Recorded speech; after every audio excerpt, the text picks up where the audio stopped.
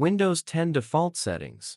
If your Windows 10 PC is experiencing issues or you are selling it, you should reset it. This can also fix many problems such as slow performance. Click the Windows Start menu. Click the Settings icon. Click Update and Security. Click Recovery. Click Get Started. Click Remove Everything. Click Local Reinstall.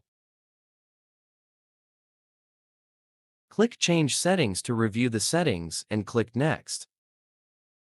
Click Confirm button. Click Next. Click Reset.